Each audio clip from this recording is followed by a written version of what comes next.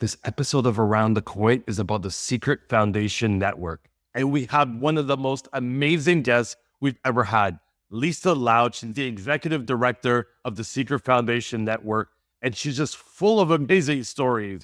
Early days at Apple and PayPal, almost getting kidnapped in other countries. She talks so much about the encryption of data, the importance of what they're working on, privacy, but more importantly, of like the level of privacy that you're actually going to need to put certain protocols, to put out certain applications. Some is going to need certain things, others aren't going to need that much. And this is a perfect mid. This is one of the best conversations, and they may be coming out with some secret projects really, really soon. If you're a woman in the space, if you're in payments, she talked a lot about payments. And if you're in tech crypto, this is the best podcast you'll probably listen to. We go deep. And after the conversation, she tells me that this is one of the few podcasts where she's talked about things that she's never talked about throughout her career. So this is going to be one that you want to listen to. Thank you so much for tuning into Around the Coin. And I'm your host, Steven Sargeant. This is your host, Steven Sargeant, another Around the Coin podcast, but this one's about the Secret Network Foundation. We have the exec director, Lisa Loud. Tell us a little bit about yourself, and then we're going to jump all in to what the secret is behind the Secret Network Foundation and some of the things that you've been working on in the past. Awesome. Well, I am the executive director of Secret Network Foundation. I actually joined Secret about a year and a half ago and came from kind of big tech, and we'll get into that a little bit. But the reason I joined is really because blockchain needs adoption, and adoption needs some sort of on-chain data protection. And I was aware of Secret Foundation for quite some time before I joined. And when this opportunity opened up, I was quite thrilled. I was like, this is for me. So that's how I got here today. What's your thought? Like, usually when people get into the, things like transparency, the privacy aspect, is that what attracted you to Secret Foundation? Is like, oh, all this information is great. We love that's transparent.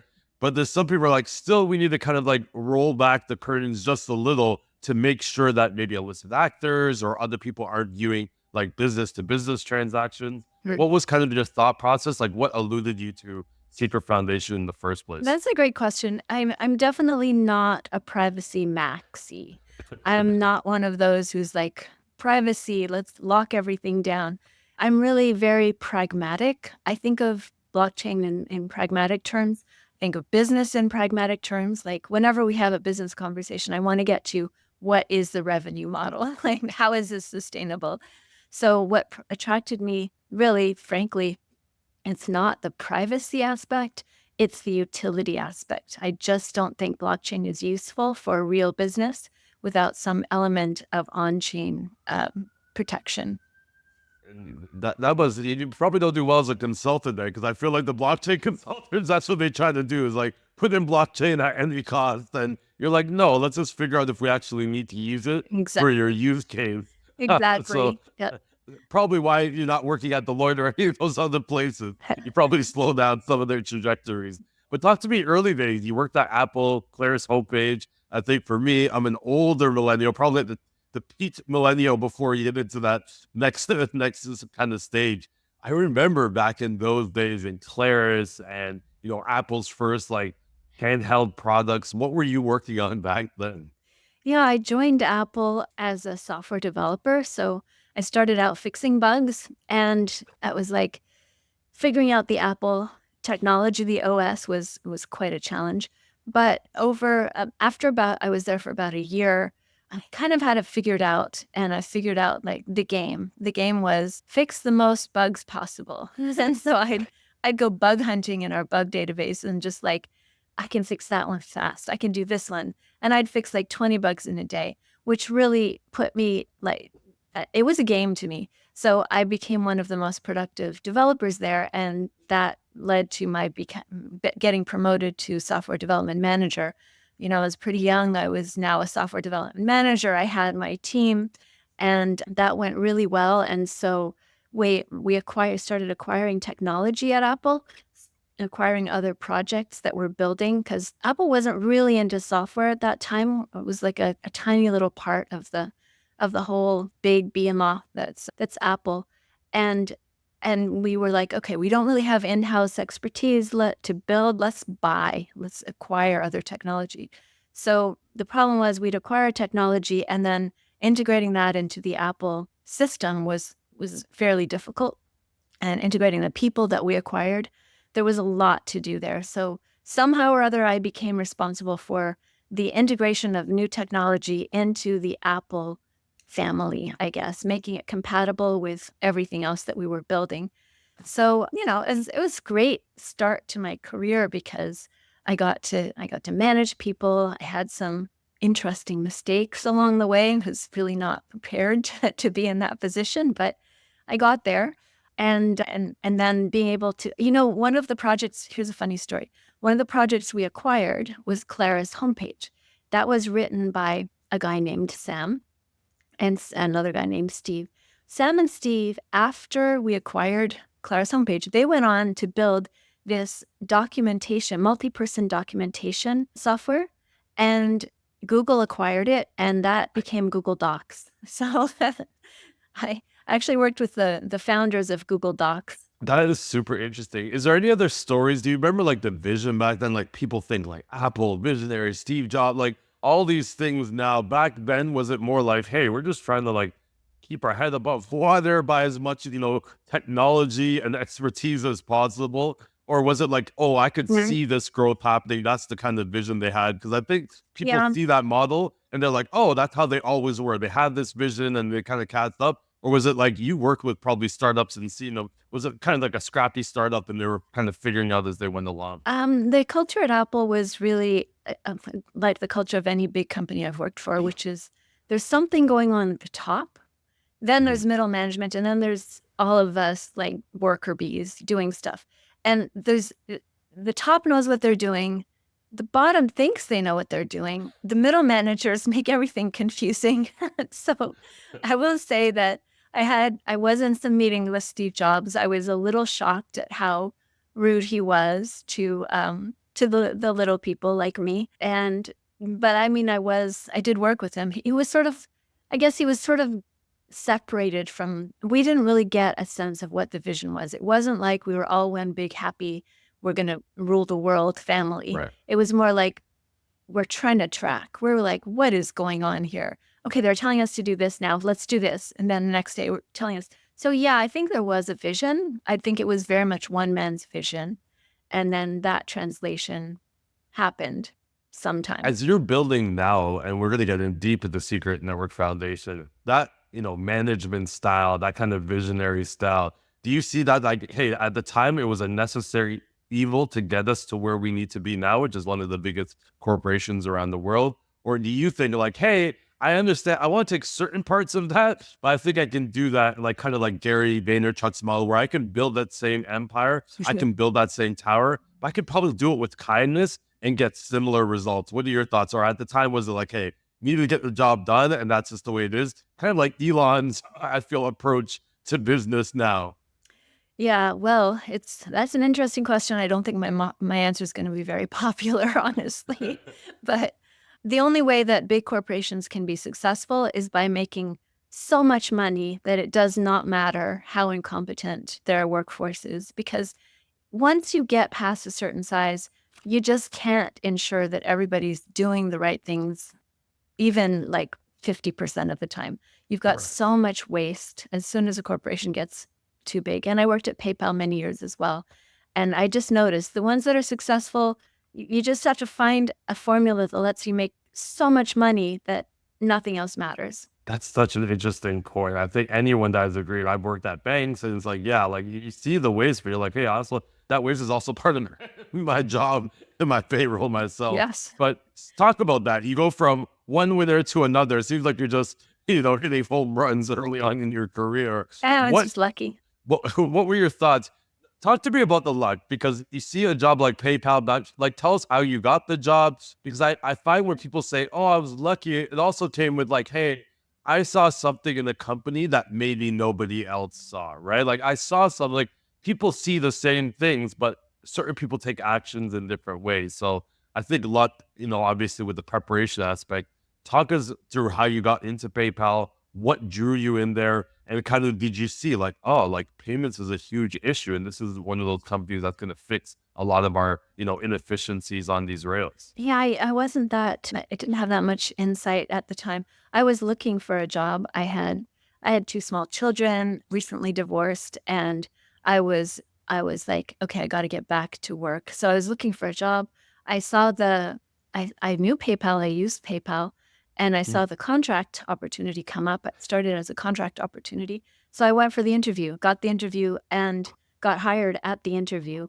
And from there, like that just grew and grew. I started as a contractor to do this little project.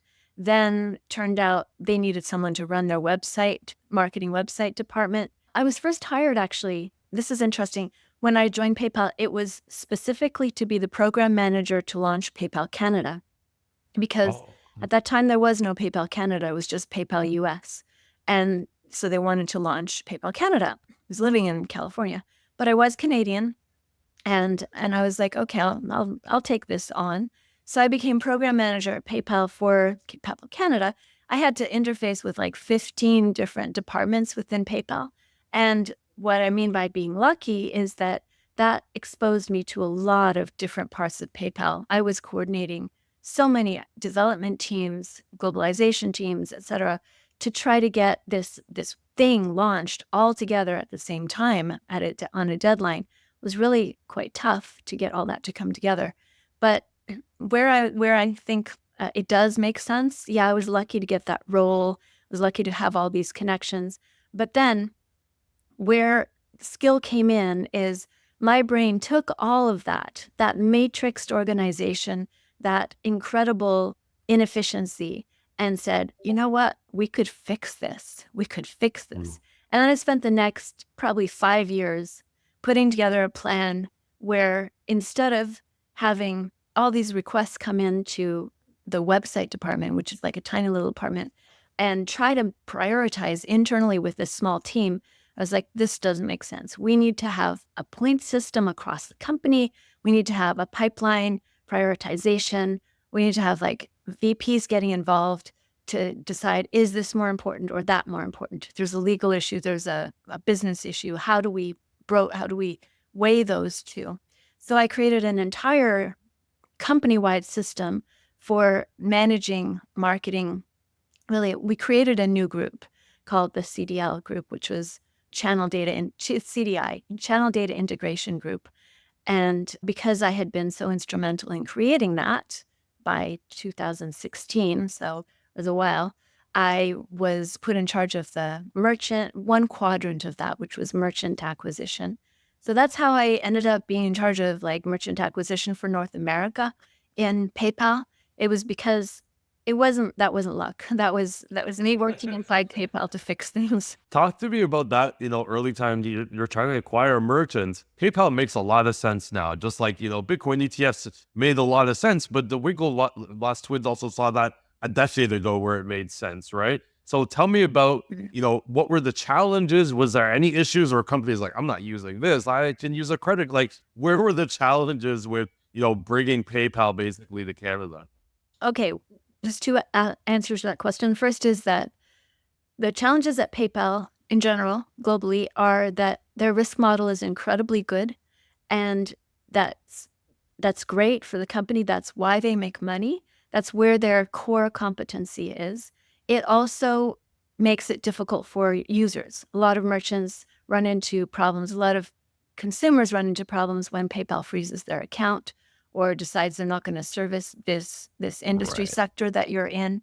So it kind of sucks. The user experience kind of sucks for a lot of people, but that is the winning formula for PayPal, is that they manage their risk model so well they don't lose money. Like one fraudulent transaction costs as many as 100 or maybe 1,000 good transactions. It wipes out the profit from all of those. So if you have a good risk model, you're not going to lose as much.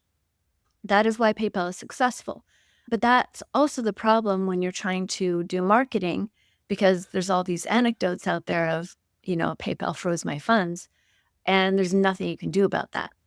In terms of launching into Canada, it was challenging because the laws are different between the US and Canada, so we couldn't do a full launch of the same products. We had to pick and choose the products that we could do.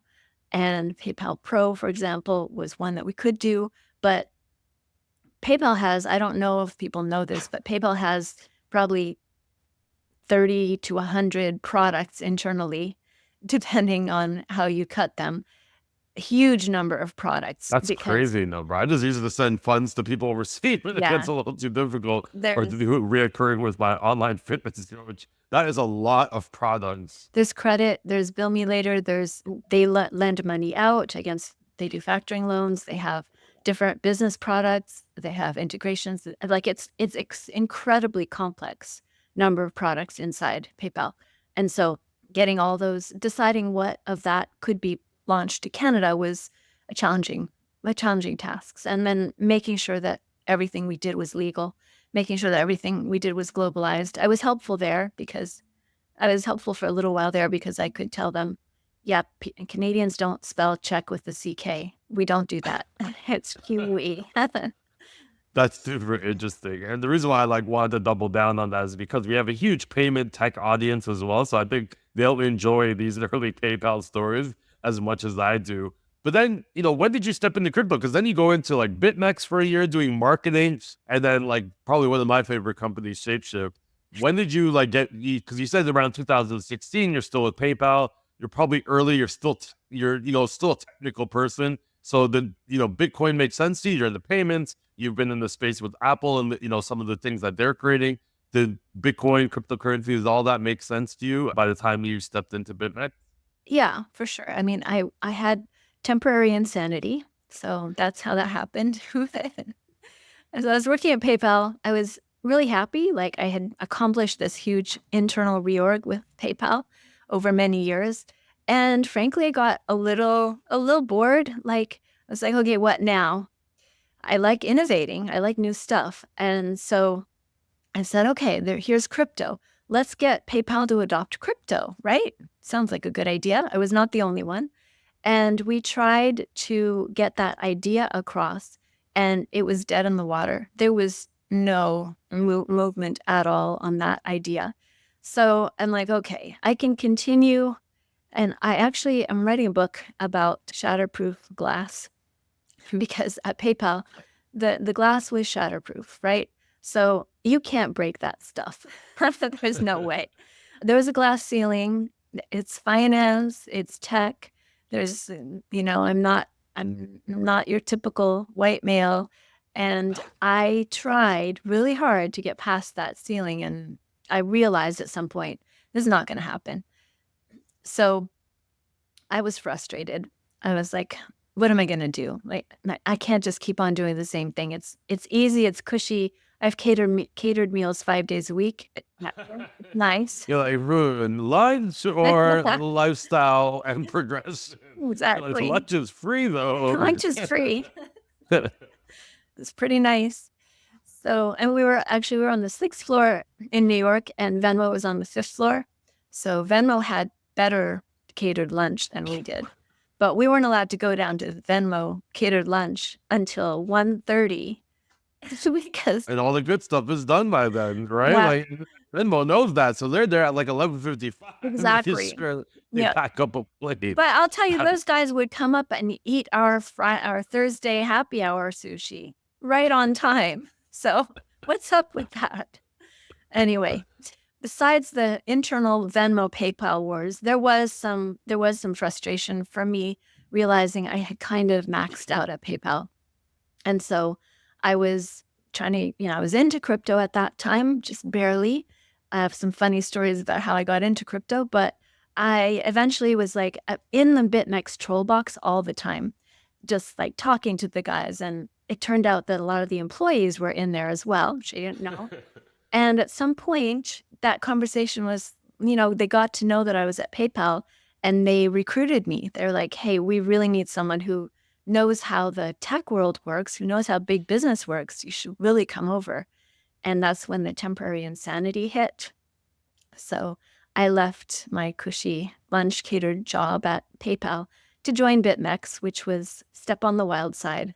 A trip on. I love it. I want to, unlayer some of this. Why marketing? Because you went in there the kind of the marketing function, I do believe. Why was it? Because like you just have a great sense of how the business works, internal functions, and you know how to present that. Because you know merchant acquisition and promoting a product to consumers is somewhat similar. You know, it's a similar approach, maybe different strategies. What are your thoughts on joining the market? You were like, hey, I'll take any position. I'm insane right now. I'll take anything to get into a crypto I think exchange. you have to ask Arthur why he gave me that job, because we met and I was like, these are all the things I can do, and he's like, yeah, I just want you to do marketing. I was like, okay, all right. And I mean, I don't know what his thought process was at that point, but I will say that I was one of two women in the company, and there were 55 employees at that point. So marketing, I guess, seemed like a natural fit. And I'm definitely a techie. I was going to ask you, how did you do in marketing? But I think you answered that question.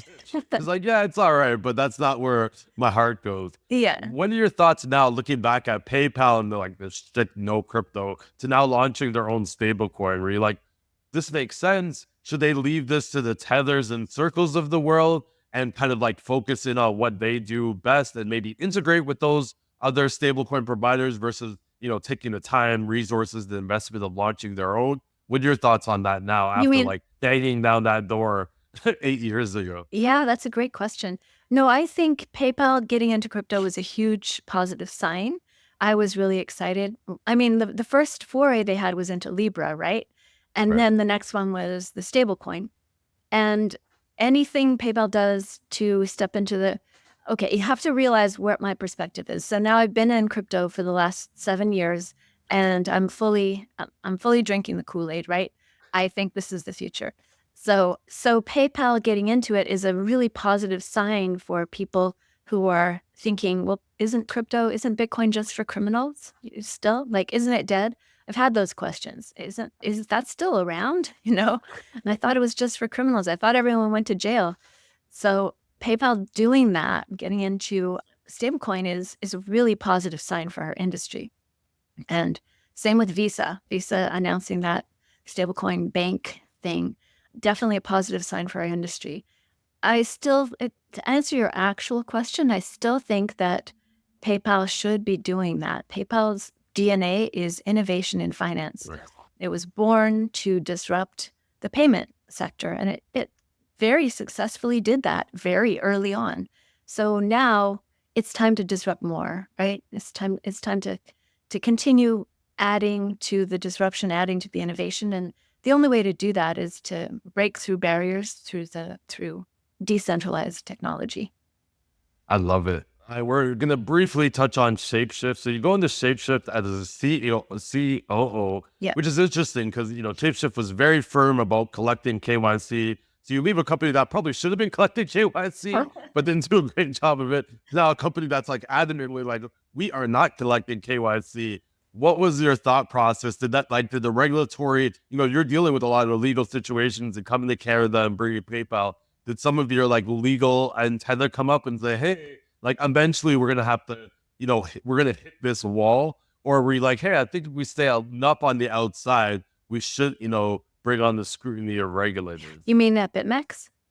at ShapeShift? Because Oh, ShapeShift okay. was always about like, hey, no KYC, Yeah. that's not what we do. And I think, Well, now they're fully decentralized, I believe. I yeah. haven't kept up with their story, but they pretty much said like, hey, we're not doing this anymore. Yeah. We spend the millions of dollars to try and comply with regulators, and now we're just going to go the DAO route. Yeah, well, ShapeShift is a sad story for me because unlike BitMEX, which went the other way, like you said, before I joined ShapeShift, they implemented KYC. They basically killed all of their revenue. They lost all their customers. They lost Yeah. 95% of their customers Wow. and most of their volume. So Eric pretty much charmed me I met him at La BitConf in Uruguay. And, he pretty much charmed me into taking that role on. And it was pretty hard. That was a very difficult role because I came in when things were already like the team was very alive and active and engaged, but there was no customer engagement. There was no revenue. There was no product that really people were using. And I was brought in to turn that around. And we started making really good progress on it. And then the pandemic hit, and that it just wasn't good timing for a company that's trying to turn itself around. We had some investors that we were talking to, and kind of just all dried up because of the pandemic and not knowing what's going on and what the future holds. So instead, they decided to go to DeFi, and that didn't really help. And then they decided to become fully decentralized. So I think it's a sad story because they tried to do what was right, Yeah. and the company died a slow death because of that. Whereas BitMEX did not try to do, Arthur was not interested in doing, in following the letter of the law at that time. He was interested in like breaking things, which is great, except he broke them too much and paid the price. But BitMEX lasted a lot longer. BitMEX made a lot more money than ShapeShift. And that, if you look at those two cautionary tales, which one would you say is the better path, right? A slow death, or make billions of dollars and then have to spend a year on house arrest? Right. And Well, I think the struggle with ShapeShift is that they didn't want to, and they still, it's almost like they sold out, and then like the whole reason why they were choosing not to sold out played out, and for, you know, like it played out. Like, we didn't want to do this, we did it anyway, and then we lost all of our, it's just like, well, that's why you didn't want to do it, and you were kind of that last voice of not doing it the way that, you know, US regulators, and now we see more regulators around the world. That's a tough one when you're kind of like going against your will. What I've realized, I've especially learned. now in crypto, is nobody wants to go first, right? Mhm. Like, Binance is not going to be the first one to implement the most rigorous compliance for. Nobody wants to go first because they'd rather get the market share, and then they're like, hey, like Binance is probably doing about 4 billion. I don't know their numbers, but they're probably doing billions a week. But that 4 billion doesn't really hit them as hard, and you can always buy compliance afterwards. And I think that's the problem with the industry, is nobody wants to go first. But then you have companies like Coinbase is like, hey, we will go first. We will make sure that we're following the letter of the law. And then when something like the Bitcoin ETFs, and they're dealing with 90% of the custodianship, it's like, oh, like, you know, when the institutional adoption came in, they're the first place that people go to because compliance is the number one thing coming out a lot of those institutions' mouth. First of all, I want to congratulate you on being named top 100 people in crypto. And I love it because it's not top 100 or top 30 women in crypto. It's just like, you're the top 100 in crypto for 2023. Talk to me about that. You know, at this point, you know, you've had a lot of accolades in your career. Is this like a cherry on top? Are you like, another award? Because there's some legit names. This is not something that you kind of like, you know, submit or spend a lot of money on to get Yeah. your name on the list. Like when Bitcoin is number one, Vitalik's up there. You have some great people like Caitlin Long there. This is a legit list of, you know, not influencers, just people that are influential in the space. Tell me about that. What was that Yeah, I feeling had like? no idea. That was a big surprise. And I'll tell you, when that happened, I was like, I'm done. Like, I have reached it. Where do I go from here? I was just so thrilled. And I really appreciate Cointelegraph for like picking me out and selecting me for that honor, because you know, I'm just doing my thing, right? Yeah. I'm just working in the background, trying to make things better, working at all these different companies. But really, I'm always trying to bring together the world of compliance and the world of crypto into a nice, happy medium where we can all be successful, add value to the world.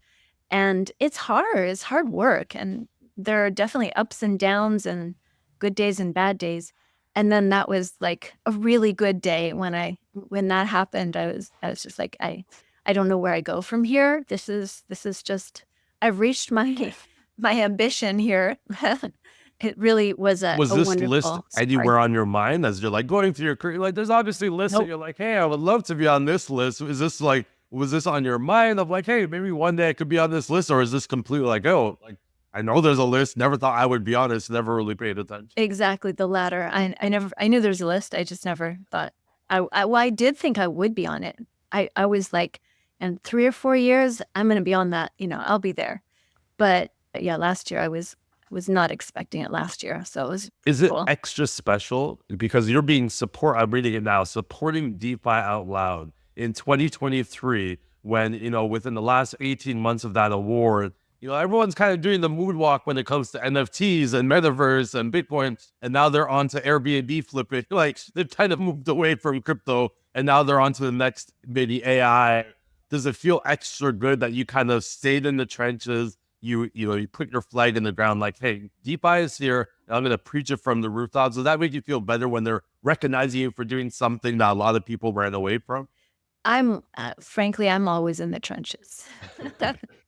And so, no, I don't think about it that way. I think DeFi has, and when you say it that way, I think of that. I'm like, oh yeah, that's true, but that would never occur to me because what I love about DeFi is that it's very disruptive to the financial industry in a way that's effective. I got into DeFi very early on, as soon as Uniswap V2 came out, actually, and was incredibly successful trading on my own in liquidity pools.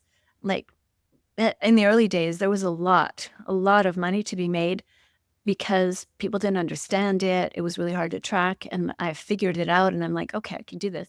But I started a company. The problem was there were no good tools for DeFi. And so I started a company, Fluidify, that built tools to do DeFi trading. It was basically designed as a portfolio manager and a trading algorithm for DeFi, for liquidity pools. It's morphed since then. Now we're doing a contract for the RCMP. So I don't know how private that is. So I won't talk about it too much. But we're more morphed into the compliance, enforcement, and accounting, auditing, that area, because no one else has. Fluidify has the most accurate and verifiable data, on-chain data in the whole industry. And this industry is full of people who are using other people's data. Everyone takes someone else's. If there's a mistake somewhere in there, that mistake is propagated through the whole industry. It's a lot of reusing. So we have the only unique, verifiable source of data that we don't take from anybody. And that, like Google is pretty excited about it. RCMP is excited. Ernst & Young is excited about it. So, it's my alter ego. I started this company and I'm not running it anymore, but I'm still like helping to move the wheel forward. And so that's why DeFi Out Loud is me, right? Because I built this thing that cuts under all of the noise and inaccuracies in the industry and provides this unique, verifiable, accurate source of data to anybody who wants it. And it turns out there's a lot of people who want it. They just didn't know they wanted it. So that's why I say I'm always in the trenches. I love didn't that. leave. And compliance is my love language. So my ears perked up. As soon as you mentioned compliance and, blockchain investigations, we're very friendly with our clients here at Chainalysis and they have very accurate data. So it'll be interesting to see. And, you see a lot of new companies obviously pop up where it's like, hey, like Chainalysis is valued at $8.9 billion. All we have to do is follow a couple of transactions on the blockchain. But to your point, a lot of these smaller companies are, purchasing data from places that aren't that accurate. It's why we just had someone that we recorded podcasts yesterday, and they were talking about data that Dubai was using to judge like water consumption. And he was like, hey, I live in that area. That's not accurate information.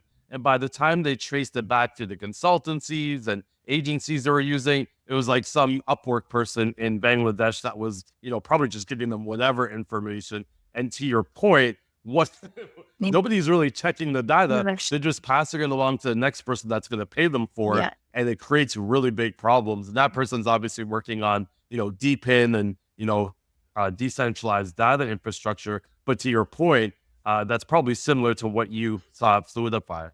We love Chainalysis. I mean, I love Chainalysis. It's amazing. It's an amazing tool. And we are talking, it's still early talks about providing them with because some of the metrics that we calculate are totally different from what else you can get in the industry. So we've been talking about providing them with some of that. So that I would love to move that conversation forward. Yeah, whole brings that Chainalysis. You guys love me too. Let's go. Let's make this happen. We need you guys the two places that have the most accurate data should like have babies. They should be coming together and making the little accurate data babies for the industry. All right. Finally, we get the Secret Network Foundation. And I think anyone listening in the episodes, they know I love the first half of the conversation. I just love talking about the background. I think you shared some such interesting stories. And I think that's needed when people are like struggling to find their way into the crypto and deep. They don't know their place. And when you start listening to other people's stories, they're like, oh, like I had a similar, upbringing. It was just like one different step she took that I didn't take. And hey, now I know the blueprint of one way to get in the industry. Because I think, a lot of people get wrapped up with crypto and DeFi, but there's so many different ways to get into this industry. And to your point, it morphs, right? You start out with like, hey, can I provide information to investors that are investing in DeFi? And it morphs into something completely different. But tell us, I'm a 5-year-old, explain what the Secret Network Foundation, to me, and why it's important to anyone listening. Like a lot of people, we have bring a lot of builders on the podcast, and a lot of their stuff sounds interesting, but why is it important to the listener of like, or what should they be listening out for? Yeah, great question. So explaining Secret Network to a 5-year-old is like saying, what I would say is that in the regular Web2 world, so in your regular internet world, you have, you've got certain protections. You don't tell everyone your bank account number. You don't tell everyone your bank balance. You don't show them where you're going to get your coffee. All of these things are like, you have a certain amount of privacy as you walk around the world. You go in your house, you close the door. You at night, you probably have blinds on the windows because you're not broadcasting every single thing you're doing. But you get into blockchain and Web3, and suddenly, if you do everything on chain, if you do a lot of stuff on chain, like let's say you take an Uber, but you use the blockchain to order your Uber, or you order food online and have it delivered to your house. Well, okay, your address is in there. Now, imagine if you moved your entire life, everything that you do, to a blockchain infrastructure.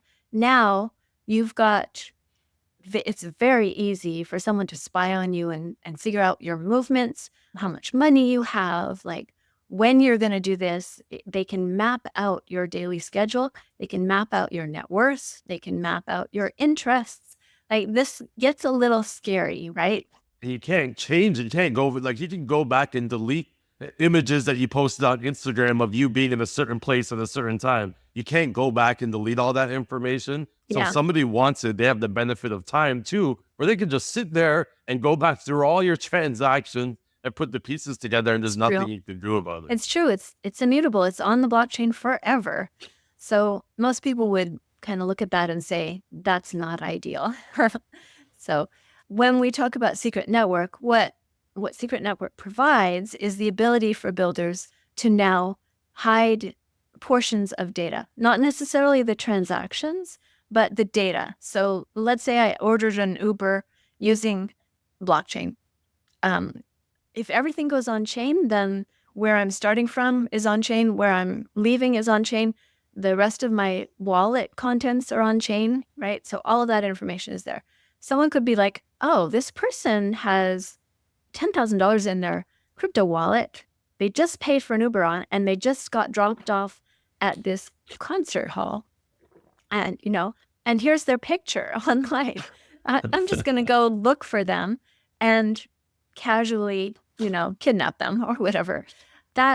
And by the way, I have had an attempted kidnapping happen. So it happens. It really does. Can you go into that, or do you not want? It's okay if you don't want. No, I'm happy to give a cautionary tale there, but don't want anyone else getting caught. Yeah, I would love to. Like, you would never, you hear it happen, especially at conferences, and it's not, people think it's just SIM swapping, but there's real attempts on people's life. Yeah. I'd love to hear the story if you don't mind lightly covering. So yeah, but just to finish on that, if you have the address encrypted, it's on chain, but it's encrypted.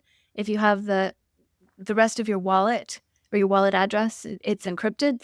If you have your identity encrypted, all of that now is not on chain. No one can tell how much you paid, how much you have in your wallet, where you are. All of that stuff is hidden. So that's basic principle, is we keep data protected. It's basic GDPR if you want. It's even more basic than that. It's just we don't have to put anything publicly on chain in Web3. So it's a huge step forward. And then if you think about that, that's a personal level, right? But let's talk about businesses. Businesses don't want their IP on chain. They don't want their trading strategies on chain. They don't want their treasury balances. There's so many things. Business are not willing to have public data on chain. And with secret network, now it's protected. You can put it on chain. Some people take it off chain, but then you have all the weaknesses of centralized data repositories. So it's just better to have things encrypted. And it makes a lot of sense, right? We see the crypto Twitter, the investigators on crypto Twitter, this exchange send funds to this exchange, and now they're drawing their own conclusions. And hey, Twitter pretty much took down FTX. And we saw around that time, hey, this exchange also sent funds. And there was a lot of rumors going around about crypto.com and paying off.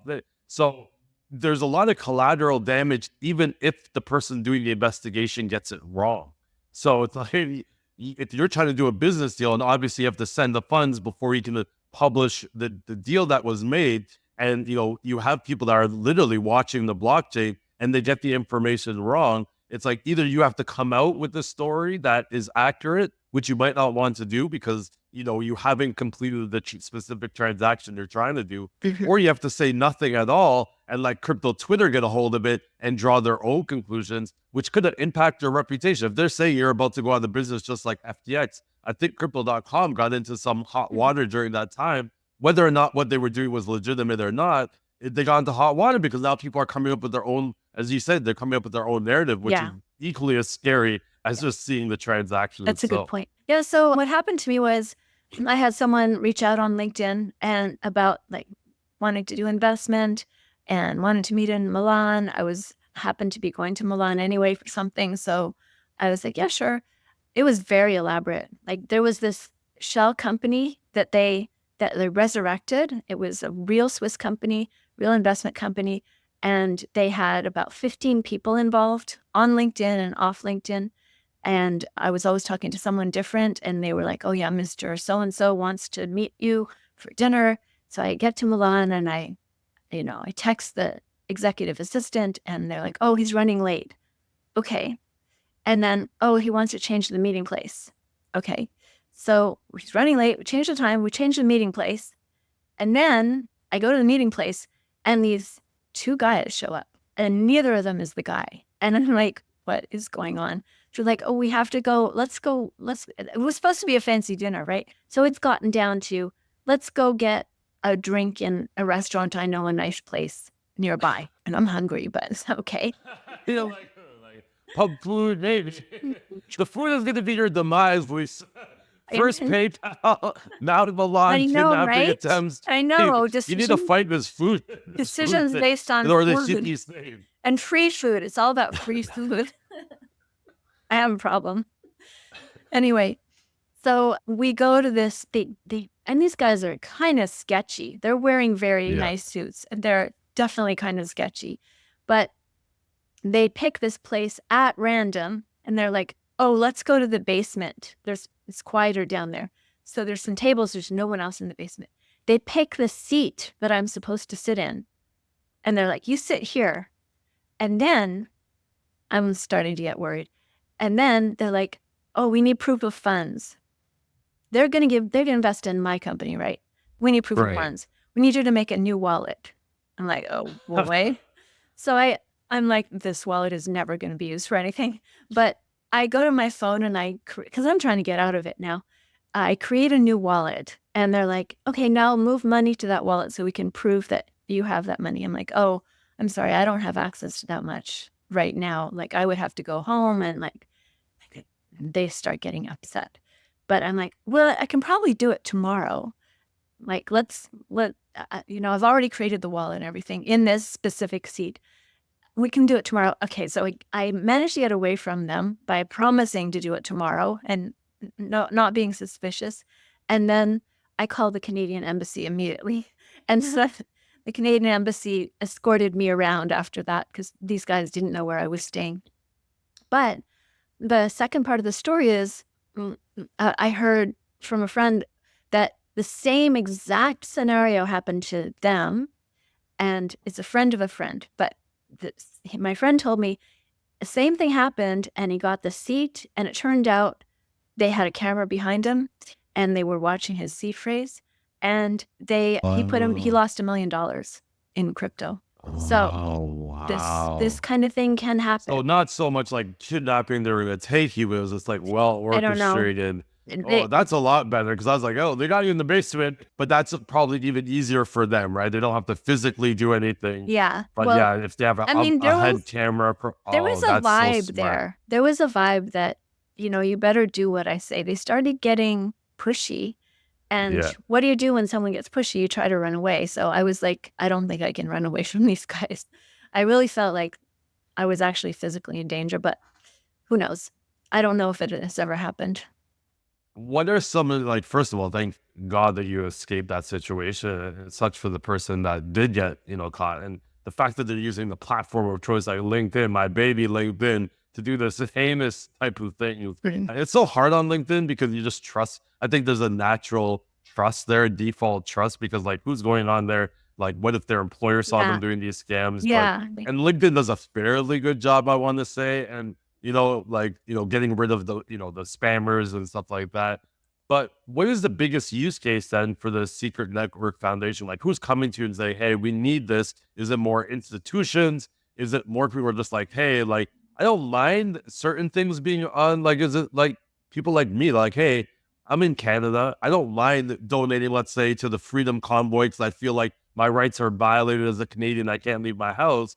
But I also don't want the, regulators and authorities knocking at my door and every crypto exchange's door that I may use to try and intervene and to try and seize my account as well, which is what happened here in Canada.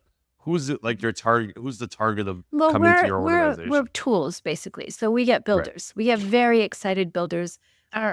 My mission is to get the message out that builders can build using Secret and then have applications that are much more useful for their audience, like private voting. There's some decentralized science projects that are really excited about using us because peer reviews are notoriously corrupt. And being able to do peer reviews in an anonymous way on chain is really so. There's a company called Unbound Science that is building on Secret. There's Silent Swap. Silent Swap is building basically like an app that allows you to do PayPal essentially without everyone in the world being able to see what you're doing. There's some NFT projects. I don't know where NFTs will go. There's some real world assets projects that are really Right. interesting That because makes sense a yeah, lot. being able to hide ownership. What's the current situation right now? Like, what void are you filling? Because, I think of like Aereo, I think of Ironfish, Mhm. Filecoin. A lot of those cover a certain sector of what you're doing, I feel. Yeah. Like, is that the problem that there's no dashboard to just go in and build one thing? You have to kind of piecemeal together all these different applications and blockchains, and you run into interoperability issues. What is the like It's big partly challenge that that, you're solving but I'd for? say it's more that there are lots of different technologies for that do confidential computing. And the way I like to like make it easy to understand is there's ZK, which is zero knowledge, and that does certain things very well. Right. Very simple interactions, yes or no questions. There's MPC, which does other things very well, where you have multi-party compute. So if a whole bunch of people need to weigh in on a decision, you can do that with MPC. Then you have TEEs, which is what we do at Secret. Secret, the advantage of that, and Oasis does this, Fala does this as well. The advantage of TEEs are that it's very fast, it's not computationally too expensive, and it's available and working right now.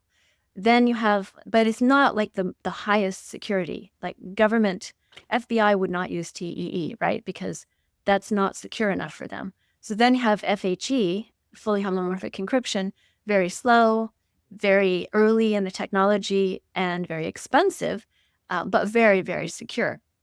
So it depends what your application is.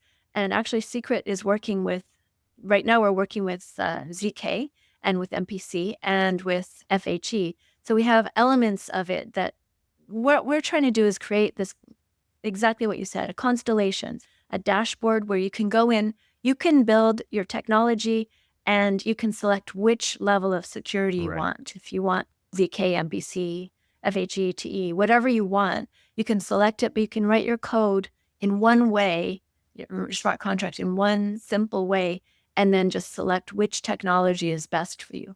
We're a little bit out from that. User experience in crypto is pretty bad, but that's the ultimate goal. is being And able that to, makes a lot of sense too, because a lot of these builders in Web3 are seeing there's different opportunities, but if they stick with one thing, they remove a lot of the market share, the exactly. total, the total market share that they could go after. And they're like, hey, there's all these institutional adoptions. We skewed a little too much out of their, Yeah. range of comfortability. Can we just flip a switch? And to your point, probably a couple years away from that, but that really is the ultimate goal. That is really what I think is going to unify DeFi and TradFi, where, hey, when you need to flip the switch, there needs to be a switch there. Yeah, exactly. What about Consolidation. the people that don't want to, what about when you get into like the ShapeShifts where they're like, hey, we're building on top of what you're doing, but we don't want, regulators, governments kind of intervening. But we've seen what happened with Telegram and Tornado Cash, where regulators don't technically, or the authorities don't technically care if the regulatory oversight covers your specific application, if it's decentralized. They're going after you by enforcing kind of like the anti-money laundering Yeah. rules. How do you kind of balance that? Like, hey, we're trying to do something over here. Governments are giving very little guidance, but they're definitely enforcing on the lack of guidance and the kind of regulatory ambiguity. Well, that's a huge topic, but I will tell you that I'm working with, there's a separation if you're talking about the US, North America, Canada and US are kind of similar in some ways, or you're talking about rest of world, right? So let's just limit it to the US for now. Right. And yes, that is a problem. We don't know what to build. I've been working with Commissioner Hester Peirce to come up with, I created a group. We're calling ourselves the Hester's Army, because she asked me, I had a couple of face-to-face meetings with her. She asked me to come up with a draft set of regulations that she could use when the moment was right and there was an opportunity to introduce some new regulations. Because right now, and she's really interesting. She's told me I understand how the regulators think now. She is not necessarily in that same mold, but she has a really good view of how they're thinking and how hostile they are towards the crypto world right now. But on the other hand, she also says that she hopes that, she said this directly to me, she hopes that we in the blockchain space don't bend over too far to accommodate regulators and build in backdoors to everything, because that can be misused and abused by corrupted officials. And so she's like, stay true to your original ideals, which is not to be criminal tools. The original ideals are to empower people to do good things without empowering, there's a line there, but she is very much in favor of people's right to choose. And so I think we're seeing a lot of the suspicion and all of the antipathy towards the crypto industry from regulators in the US is born out of fear. And there are those who are fighting for elimination of fear and more of an embracing of the technology. I think that's necessary for us to build together, because right now we're building, like, hoping that we don't break any rules and get in trouble, right? It's not a way to build. It's not a way to grow an industry. And I think Commissioner Peirce knows that, and she's fighting to try to change that. We're not in the place where it's changed yet, so we're a few years away from anything being able to say, here's the way it's going to get solved. I don't know how it's going to get solved. I just know that there are those who are champions and working to fix it. That's awesome. Where do you think the pushback comes from? And not even from the commissioner herself. Where do you think the pushback? Is it more like, hey, banking lobbies, lots of money, this could kind of disrupt, a financial incentive for a lot of the people involved? Or it's like, hey, you guys want to kind of, build fast and break things. You're not going to come do that with a whole financial ecosystem, especially with your, let's disrupt the whole, the banking infrastructure and, that kind of Mark Zuckerberg approach. Where do you think the pushback comes from? Is it more like, hey, we have incentives to keep it the same? Or B, you guys can't just come try to run through walls here and then, wonder why we're pushing back on you? I'd say it's more the first. It's more that there's fear of getting things disrupted. And I'll just say, frankly, I think a lot of the banking industry is run by people who are approaching retirement and not really interested in rocking the boat. And self-interest plays a big part here. Like, all this disruption is not going to help them to get to where they're going. On the other hand, there's an element of just ignorance. There's an element of we don't understand how this is going to change the world, but we are a bit worried that very worried that that's going to affect us negatively. And there's reason to think that, right? There's reason to think that this is a threat. So I'm not discounting that. I'm just saying eventually this is coming. This is going to happen. So embrace it early and you'll be in a better situation when things get inevitable. That's what I would say. I love it. As you're leading the Secret Network Foundation and still kind of influential with Fluidify, what have you been able to take from your time at Apple, from, BitMEX and shit? You've had such a wide range of, Web 2 tech and Web 3 tech. What is there anything that you leverage where you're like, oh, this is going to help me, or I'm a lot more clear on the approach now that I'm working with the Secret Foundation? Every job is its own unique challenge. I would say the thing that I've taken away from my years in all of these different companies is that it always comes down to people. And if you can realize that it always comes down to people and people always come down to either fear or greed, you've got to address both. You have to address the fear. If people are worried that something is going to take something away from them, you have to approach the problem with a solution that reduces that fear. And if people are approaching something with the idea that I'm going to take something away from this, you have to be very clear on protecting the value that needs to be protected. Like for Secret Foundation, I need to make sure that no one is trying to take undue advantage of the foundation in their suggestions. And unfortunately, that's just human nature. It all comes down to human nature. So never discount the psychology of what you're trying to accomplish. Always consider it in terms of how will people perceive it? How can I make this an easier message for them to hear? So, SaaS has gotten these, new acronyms that you have BaaS, banking as a service. Yesterday, I was speaking to somebody from Open Mesh Connect where they were talking about Node as a service. You even heard of them, AML, anti-money laundering as a service.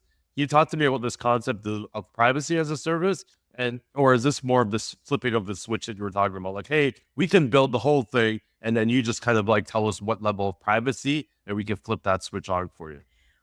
I'm going to go back to the idea of modularity. So blockchain modularity, I think, is essential for this consolidation that we've talked about, being able to flip the switch.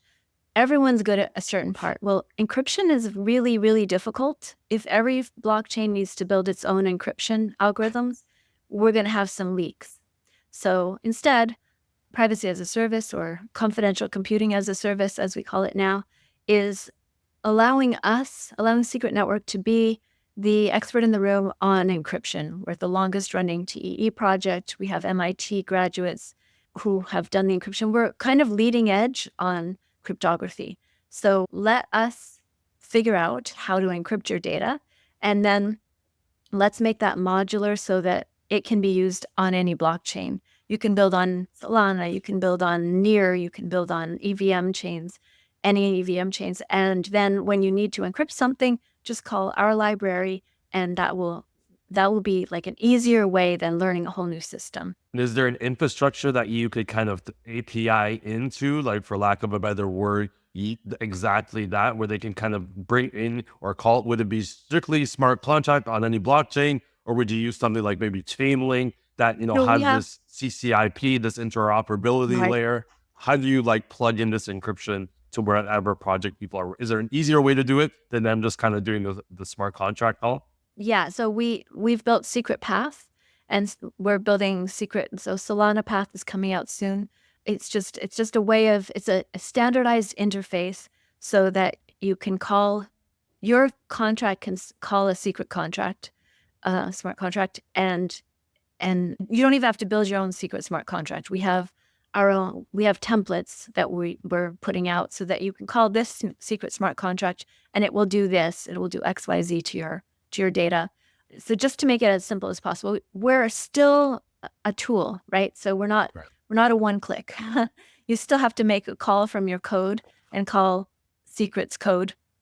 But reducing the complexity of that is my goal in life, is reduce complexity, make things easy. Solana does a great job of that. Easy onboarding. Here's a template that does 95% of what you want to do in your app. Now you just customize it. So yeah, making it easy, secret path, not anything complicated. We just don't want people to have to learn new technologies to be able to use it. I love it. What's on, as we end the conversation, what's kind of on the horizon for both, Secret Foundation and you personally, now that you know your top 100, you're trying to like get them under the top 50, top 3, like where are you at personally and professionally? Oh, you mean for personally? Yeah.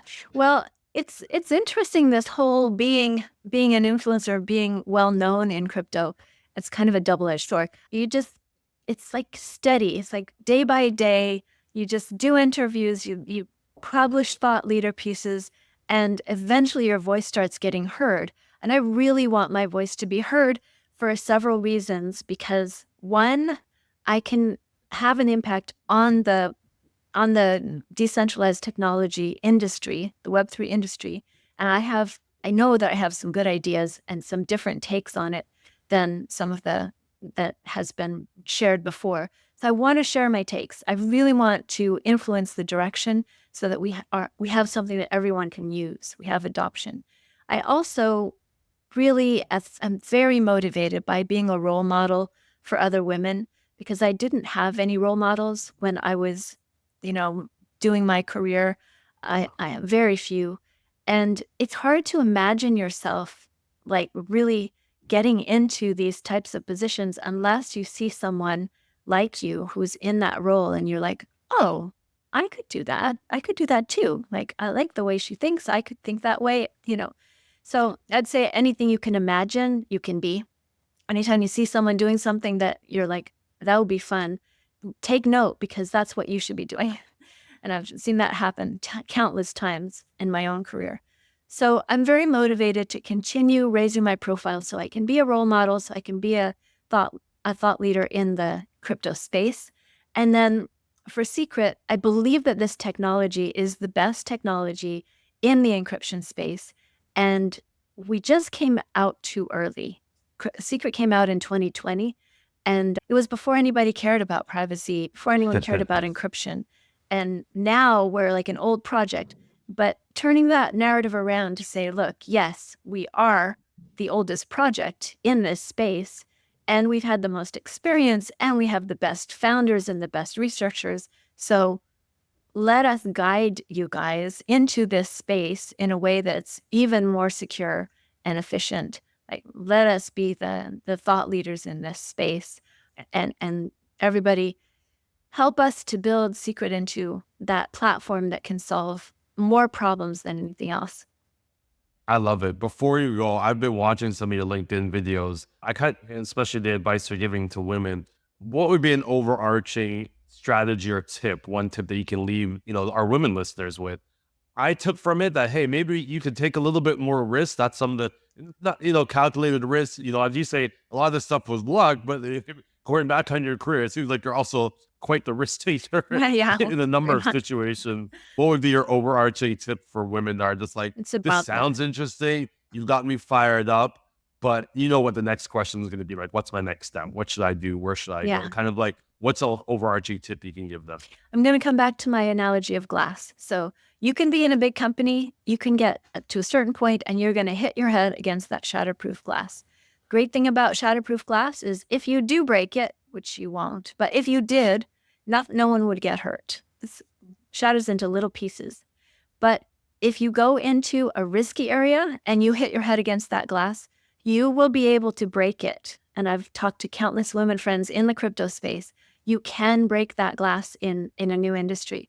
Problem is, it's going to cut you. It's going to hurt. So be ready to break that glass. Be ready to take your slashes and take your scars and count it as a badge of honor, because now you don't have a ceiling above you. I love that. And I love the pragmatic, good practical approach. Like, it's going to hurt. Like, the glass is thinner, but you are going to get cut, and you kind of have to embrace, like, you should look forward to the cuts, because that actually means that you've broken the glass. And I think that's a great advice. Lisa, honestly, we're going to have you back when you're releasing your book. You just reach out to us. I want to talk about the book. We have like maybe half a dozen subjects that we didn't even cover. So we're going to be, I love Fluidify. I didn't know that you were getting into the compliance space. So now I'm even more excited. It was a great conversation. Thanks, Thank you Steven. so much. Yeah, it was awesome to talk to you.